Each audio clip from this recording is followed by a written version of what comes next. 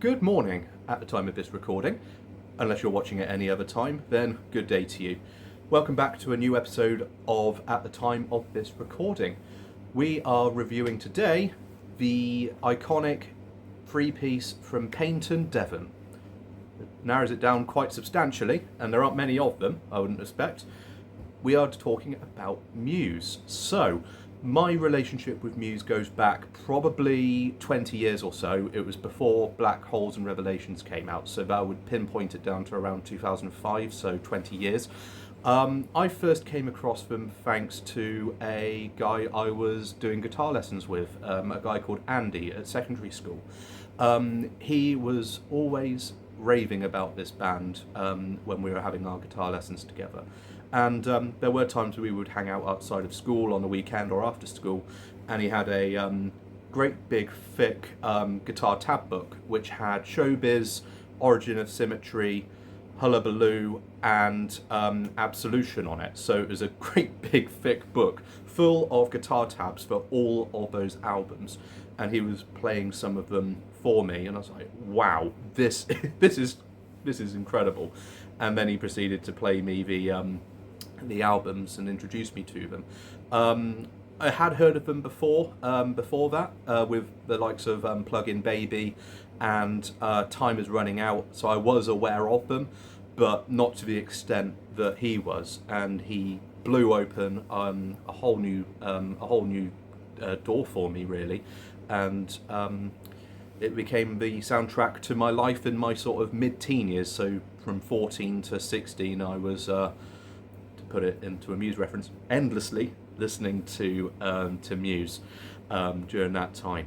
So the band themselves comprise Matt Bellamy on vocals, guitar, and piano and keyboards, Chris Wolstenholme on bass, backing vocals, and the very occasional lead vocalist, and Dominic Howard on the drums.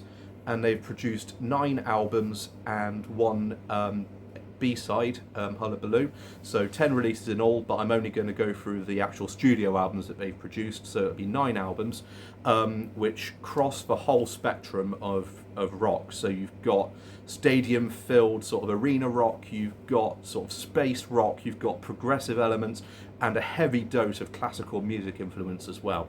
So it's a bit of a smorgasbord, really, of influences that you will discover as you go through their discography. And I will be the one to talk you through those albums today. So without further ado, let's get to it. Will of the People. Okay, so at the bottom of the pile we have the absolute disaster piece for Will of the People, which at the time of this recording was released in 2022 and remains the band's most recent release.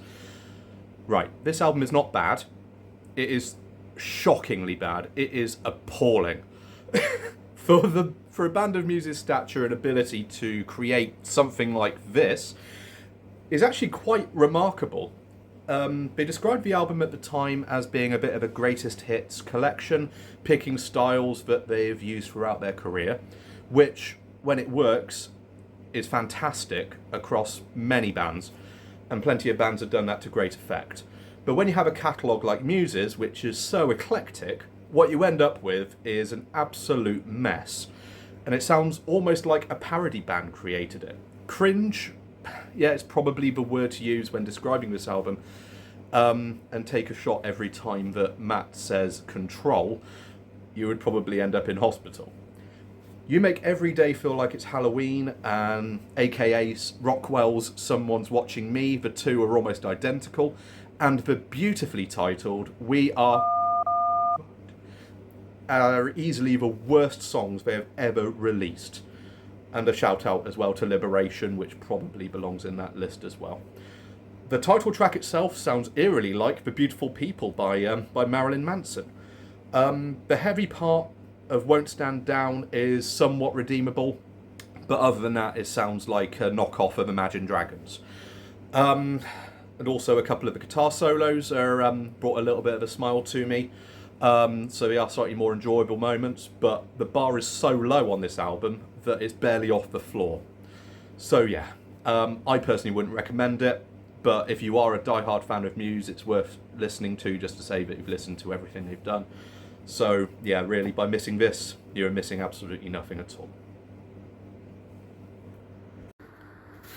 Simulation Theory. So, at number 8, we have Muse's 8th studio album, released in 2018, Simulation Theory. The first single, Dig Down, was released probably about a year before, so we were left waiting for a very long time for this album, following the release of their sort of main single from the album. The song itself is nothing really to write home about. It's a very generic song, in my opinion, and for Muse's standards. Set to an electronic backdrop, but compared to anything from Will of the People, it's an absolute masterpiece. The album sound-wise has that sort of very strong influence of electronics that you heard from the first single, Dig Down, rather than the harder rock sound that the band had used previously. It is written as a concept album. It's set in the distant future with almost like a cyberpunk aesthetic to it. It is put to good effect in parts. The opening couple of tracks are actually really good, but there are far too many songs on the album that are just incredibly generic and boring and, just written to a very sort of basic structure. Songs like Get Up and Fight and Blockades, they just are unnecessarily on this album. I think if these two were removed, the album might have been slightly higher, but I don't really have any qualms of putting this album in number 8 as a result of that. The highlights of the album for me are the opening track Algorithm, Pressure, and The Dark Side. The band have always evolved, which is what I really love about them, but for the most part, I didn't really enjoy this album very much. But as I said before, it is way, way better than Will of the People. The Second Law. So at number 7 we have Muse's 6th album, released in 2011, The Second Law. A very curious album for me, in my opinion. This is where Muse were in the thick of their experimental years, but at the same time not really losing too much of their identity in the process.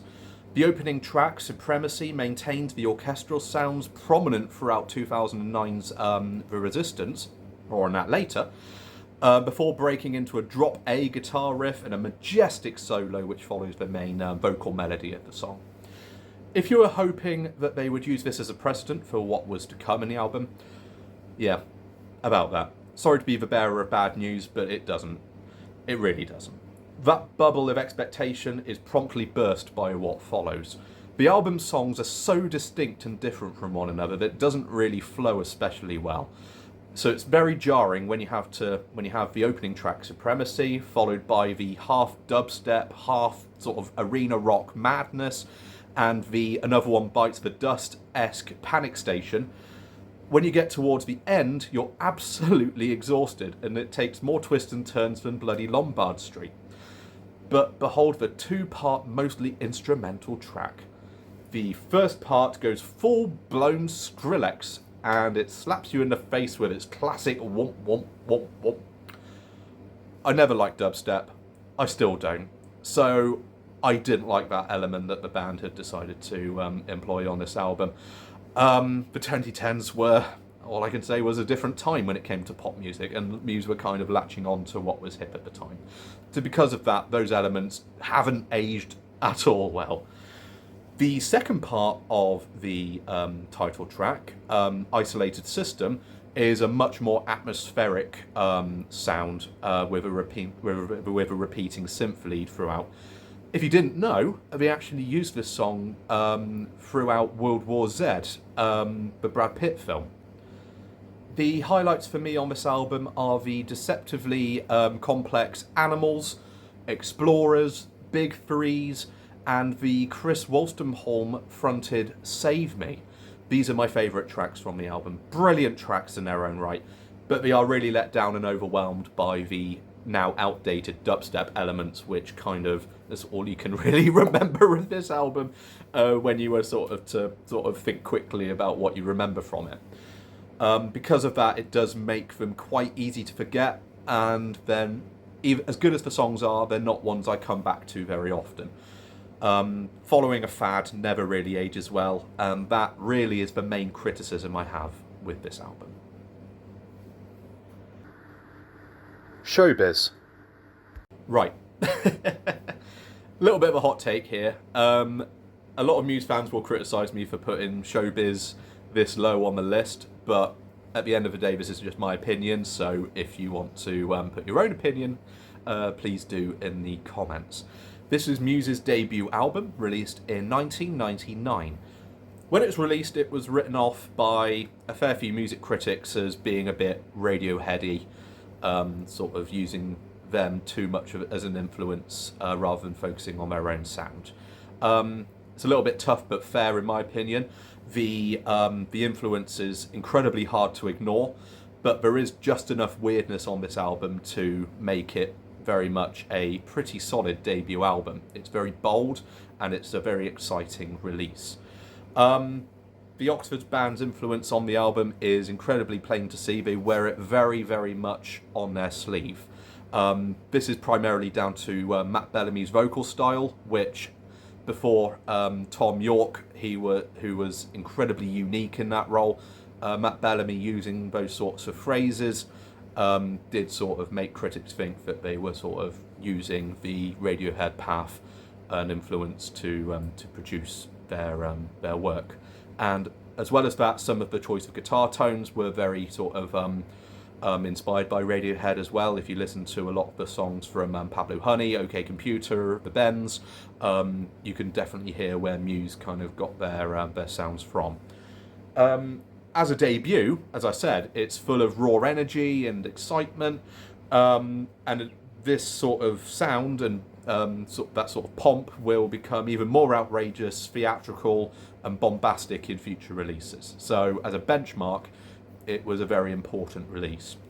My favourite tracks from it are the opening track Sunburn, Muscle Museum, so called because apparently Muse is immediately before Muscle and becomes immediately before museum in the dictionary.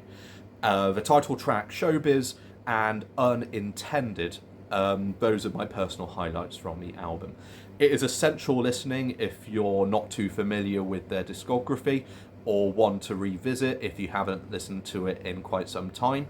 I did thoroughly enjoy listening to it, but I personally feel that the albums which come later in the list are significantly more to my taste. So yeah, Muse Showbiz at number 6.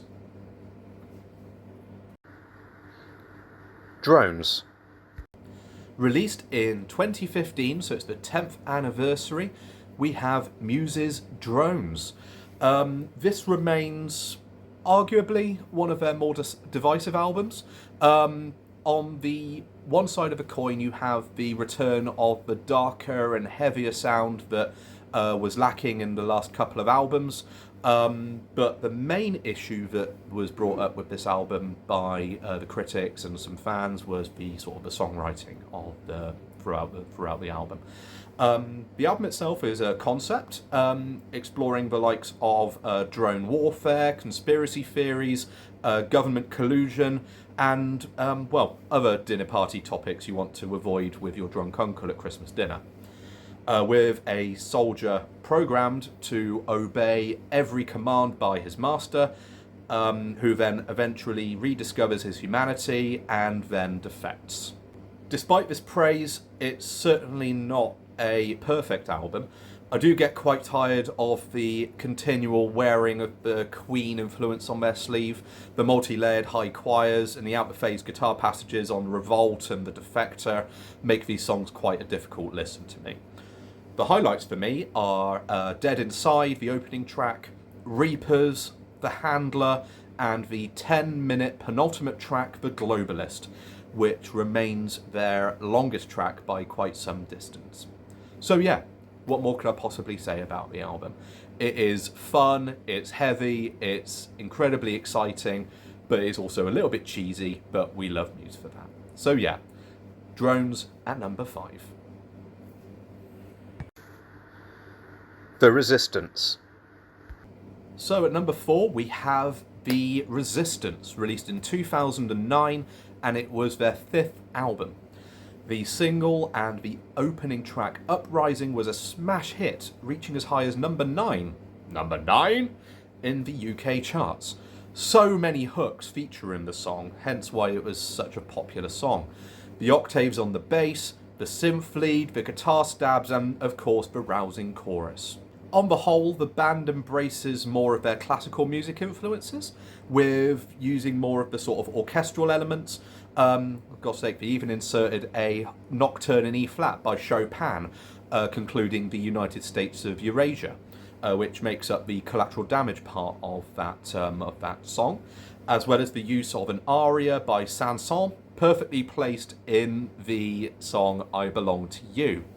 These elements run seamlessly alongside the sort of futuristic synthesizers and the massive rock trio sound that we know and love from this band, as well as some sort of previously unheard sounds which border on R&B, which prominently features on Undisclosed Desires. We will also see on this album the band's sort of exploration of the sort of Big Brother-esque topics with, in their own words, 1984 by George Orwell being a significant influence on this album. There are, in spite of all this praise, elements that I didn't really like or understand. We are obviously seeing more of the Queen influence, which was sort of absent before this album came out, but on the United States of Eurasia, this is where we start to see the sort of the choirs, which were very distinctive of the Queen sound, as well as the out of phase sound on Guiding Light's guitar solo. Very, very obviously Brian May sounding. As well as that, the album track MK Ultra, this feels more like an album filler rather than an actual hidden gem. As well as the closing track Exogenesis. It does feel a little bit of a slog to get through. Yeah, I know, shoot me. A lot of fans consider this their best work, but for me, it just doesn't really do much for me. It's a bit of a slog to get through, and it could have quite easily have been condensed into probably about half its length. That being said, the closing part, Redemption, is absolutely brilliant, and it ends the album superbly well. The highlights for me are the title track, The Resistance, Undisclosed Desires, Unnatural Selection, and the delightfully weird I Belong to You. So yeah, to sum up, it is the best example of how they balance daring experimentation with their own distinctive style. While not perfect, it is a fantastic representation of their capabilities, and definitely worth listening to again if you haven't listened to it for a while. Or, if you haven't listened to it at all, you're in for a real treat. Black Holes and Revelations. So, released in 2006, we have in third place Black Holes and Revelations, released in 2006. I can't believe it's been nearly 20 years at the time of this recording that this album came out. I remember it almost like it was yesterday. This was the first album in their discography that really sealed the deal for me as an obsessed fan at around 14, 15 years old. I was familiar with their early work thanks to my mate Andy, who I did my guitar lessons with, but hearing Supermassive Black Hole on top of the Pops absolutely blew my mind. It would be the album where they were promoting, but when I was really getting into the band, so it would be the soundtrack to not only my life when I was sort of in my sort of mid-teenage years, but it would be also the soundtrack to many lives of people around my age, through their studies, university, that sort of point of their lives. What I love about this album is the production. It sounds absolutely massive. It sounds huge, thanks to the dense instrumentation by each member, especially the production on the guitars and the keyboards performed by Matt Bellamy. Stylistically, it is yet another departure, this time employing the use of more keyboards and synthesizers, that sort of thing. You have the incredible opener Take a Bow with the slow burning synth arpeggios before it explodes with the guitars, and then you follow it by the delightful single Starlight, which I played to death when it came out and when I discovered it. And you've got the Depeche Mode stylings of Map of the Problematic. That's all within the first 4 tracks of the album, obviously including Supermassive Black Hole as well, which are in the first 4 tracks. The guitars do take a little bit more of a backseat because of the use of the keyboards, but there are some fantastic uses of the guitar on this album. The solo of Supermassive Black Hole, the solo of Invincible, which continues to absolutely blow my mind, and the sort of staccato leads and the riff in Assassin, and the fan favourite closing track, Knights of Sidonia, which is a real feast for the ears, especially if you're a guitar player. My favourites for me are the synth-heavy, as I mentioned, Map of the Problematic, Invincible, City of Delusion, which doesn't get anywhere near enough love in my opinion, and Knights of Sidonia. It's one I played to death during my teenage years, so I don't come back to it all that much because I'm so familiar with every little detail about this album. But it is such an important album to me, and it holds a very special place in my heart. Full of interesting arrangements and surprises, and it will keep you entertained for the whole runtime. Absolution. At number 2, we have the stunning Muse's third album, Absolution, which most would say, as would I actually, that this is their heaviest and darkest album to date. This is where we see Muse embrace the use of darker ambience and the more in-your-face playing of their instruments, whether it's on the heavier side on the likes of Hysteria, Stockholm Syndrome and the Small Print, or the classical infusions of the likes of Butterflies and Hurricanes and Ruled by Secrecy.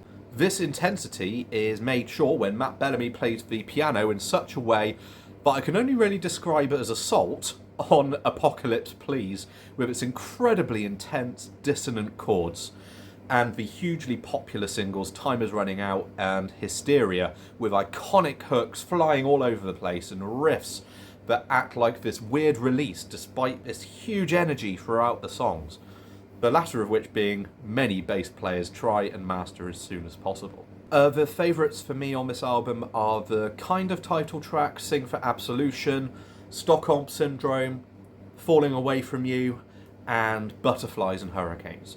But quite frankly, there aren't any real weak spots.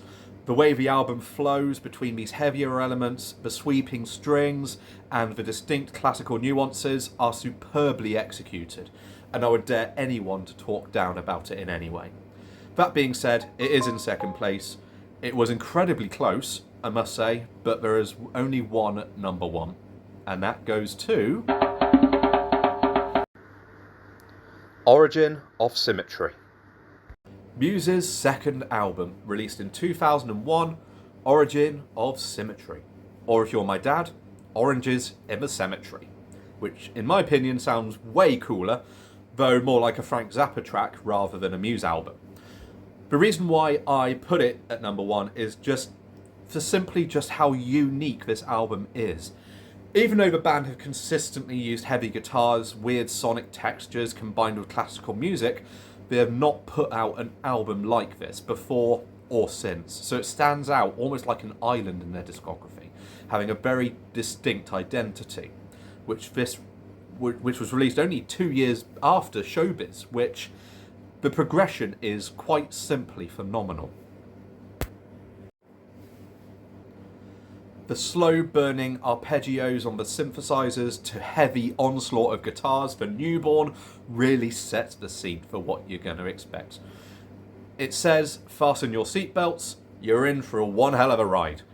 And it has so many components of what I love about this band. You have the piano-led cacophony, Space Dementia, the band's breakthrough single, Plug-in Baby, with its classic opening guitar solo and hook, the brilliant halfway mark in Citizen Erased, and the proggy micro cuts, the frankly bizarre but dreamy Screenager, and the dark, haunting closing track Megalomania. It is a real treat for the ears, and from the first second to the last, ending with a colossal sounding F sharp played on the church organ, because it's Muse. The best songs on the album, well, gun against my head, because they're all so good, would probably go to Newborn, Bliss, Citizen Erased, and Dark Shines, which, in my opinion, is probably their most underrated song. It doesn't get anywhere near enough love, so I will beat that drum to say that Dark Shines needs more love and attention. The album itself is just phenomenal from start to finish. I urge you to listen to it once you've finished this video. So yeah, that's it. My Muse discography rating video. Let me know what you thought of my list. What's your favourite, your least favourite? Do you agree? Do you disagree? I will see you on the next video. So on that note, take care and have a great day. 3, 4.